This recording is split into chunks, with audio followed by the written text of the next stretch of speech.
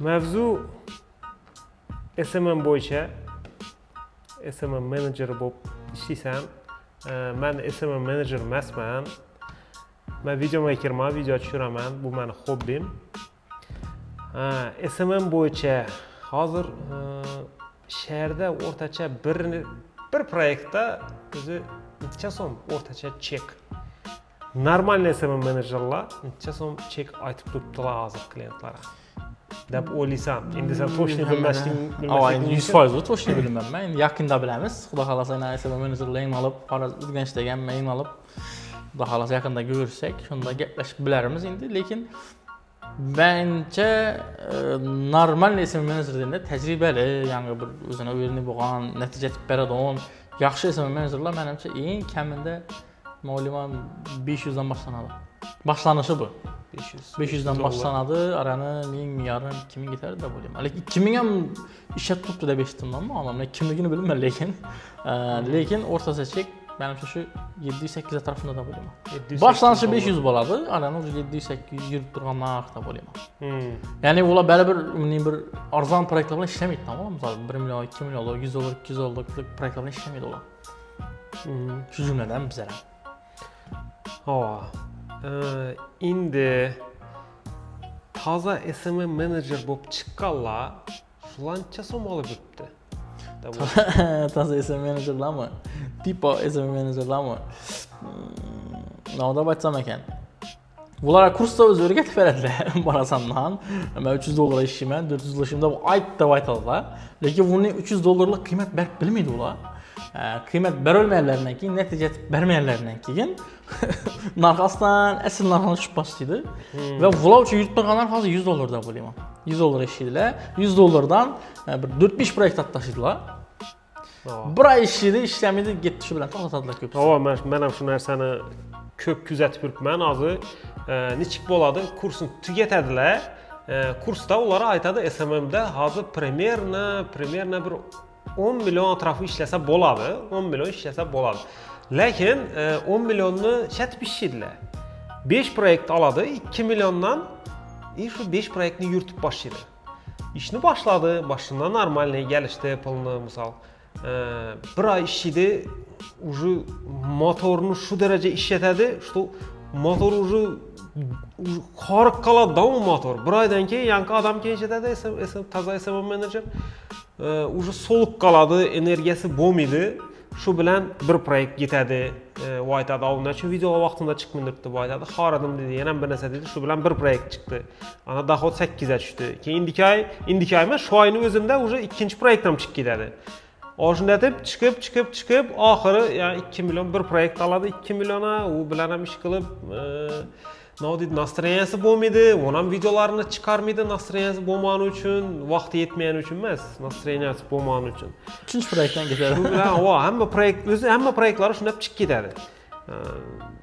Bu da minusda, u o'zidan minus. Keyin yana Xushnud SMM menejer bo'lib ishlayapti, данный момент marketolog, motivator, instablogger. Shu Xushnudning odamlari juda katta minus. Katta minusdan. Negativ bo'laddan, ya'ni bizlarga nisbatan ishonch tushib ketadi biznes egalari. Biza borsak, keyin shunaya, misol biz buni chek aytamiz, biz bundan kattaroq chek aytamiz. "Oy, dedi, men ishladim-ku" dedi, 2 million so'm dedi.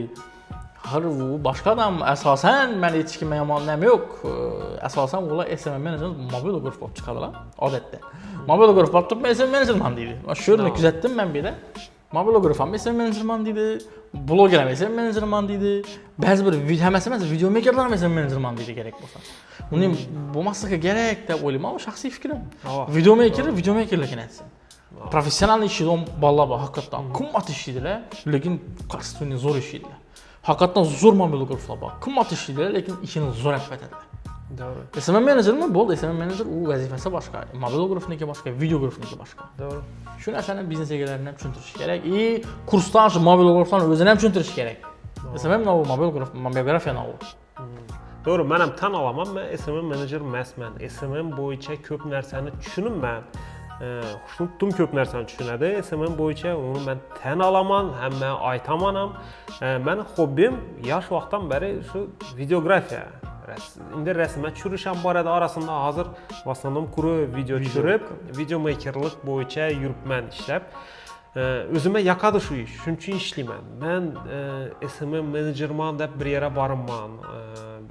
Bir proyekt çıxsa mən xoşluqla aytaman. Yanımda bizə bir komandada işləyimiz. Mən video çürəmən, montajını etəmən. Greenləşək qoyam. Aşınlayın, iş qılıb, hazır yenə bir nərsə var. Baxalaram dım oynab atdı lan, şu nərsə dım Вообще, mənim düşünməyim durubanda. Hər xil baha botdurdu da. Misal, addi mobilografını alsaq hazır. Mobilograf 100 min işçiydi. Misal, montajına mətib bərədi, siyomkəsinə mətib bərədi. Həmmə nəzər içində. 500 min, 700 min somam işləyirdilər lan. Lakin işini gördükmən примерно одинаково bo'lib qoladi. Bir xil işə tutdu. Bunam videosu üçün, bunam videosu üçün. Bu deyəni ya 500-400 min som pul alıb durğanlar prosta qiymət bərölməyindirdi da. Lakin bələn çek aytadı. Bələn çek aytadı, klientdən pulunu aladı, işləb bərədi. İndi biləm mən o klientni özüm razı bolğanı üçün işləb bilgəndir.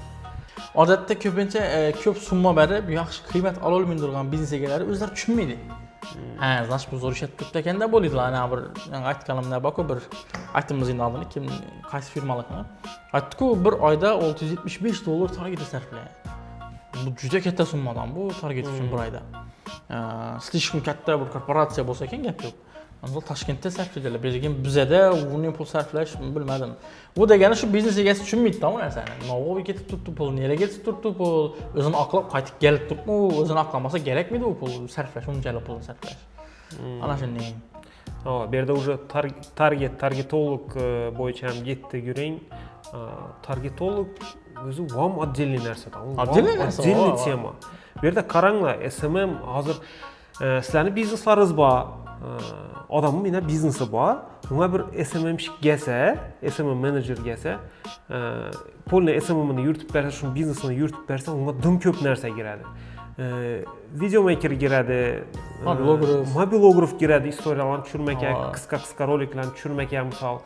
SMM menecerinin özü əmmərsən kontrolunda keyin targetolog girədi. Dım köp adamlar girədi onun içinə. İndi bu şu target misal bir-iki nərsələrini bir adama mətişi mümkün. Lakin aytacağım şunu içində dım köp nərsə var deyəcəklər. Şu nərsəni düşünüb etdim. Bizə də mix. Həmməsi bir adamda. Mobilografam özü, videografam özü, SMM özü, targetolog, brand face həmməsi öz oqqan. Bunun olması gerek. Aslında başlanışına boladı. Təbii misal siz bir özünüz başlasanız təbii bir nəsə boladı. Bir özünüz etəsənmə işini. Lakin keyinçəlik rivojlanış gerek da. Adamlar rivojlanmıydı. Şuştu işləməndiydi. Ya bir özümə boladı şu proyekt, şu pul tapıtmam boldu dedi. Rivojlanış üçün stimul yox. Rivojlanış gerek. Hər daim komandanı ulaşdırış gerek. Şerik tapış gerek. Şunda güçlürək adam bəs güçlürək komanda qaylanatdı. Yəni köpürək iş etsə boladı. Məsələn mən bir özüm işləb bilməsədim, çünki sən aytdın da işliyimizni mən tərəfdən bunun, sən tərəfdən bunun. Vəzifələrimiz bölünən, alıb, dınıq həmmə özünün vəzifəsini bilədi. Bir adam bolsa, onun bu muydu? Yəni kaşa boladı, axırı kim bilmə bir çıxıb başlaydı. Özü qarangla bu SMM sahasına girgəndən ki bir adam etib bilmiydi bu nərsəni. Bir adam bir biznesini yürütüş ötə qiyin nərsədən əgər SMM menecer bo'lib borib ishləsə. Əgər bir adam özünü blogunu yürütüb bilədi misal. Özü video alıb nətib yürütüş mümkün, lakin birovni biznesini, polni marketingini oylab, onun targetini yaqıb, video düşürüb, montaj etib, şunun proyektdən yenə 4-5-sini alıb işləb nerealni narsadan. Bu adama sizlər qiymət bərölmüslər, effekt bərölmüslər. O narsa mən seriyoz narsa da bolayım o narsani. Keyin biznesga kelsalar yomon ko'rib qoladi. Esing shukla shunday neganda bo'ladi. Bizga borsa, bizdan ham zo'r yaxshi SMM menejerlar borsa, уже prezident etmaydi, yer urib gaplaydi. Yomon ko'z bilan qaraydi qisqasi. Shuni negativ gap qildik afsuski. Shu ba'zi bir insonlarning dastidan. Qara, qiziqli tema kallama geldi. Именно pul taraflama. Misal klinika deyali. Klinika o'rtacha dumam zo'r klinika emas, dumam past raqam emas. O'rtacha klinika necha so'm pul sarflashi kerak marketing shu SMM. То есть sen yine SMM'şik bo'lib borasan, sana qancha so'm pul berishlari kerak deb o'ylaysan, чтобы uni biznesi yaxshi, normalniy ketishi uchun. O'zi aslında bunga javob beraman. Aslında biznes taraflama qaragan bo'lsak, hech qaysi biznes marketingsiz rivojlanmaydi-da. Bizanikilar nechik tersak. Shu biznesini rivojlantiradigan narsaga pul ajratasa kelmaydi. Bu marketing. Biznesini rivojlantiradigan narsa marketing, boshqa vajda rivojlantirmaydi.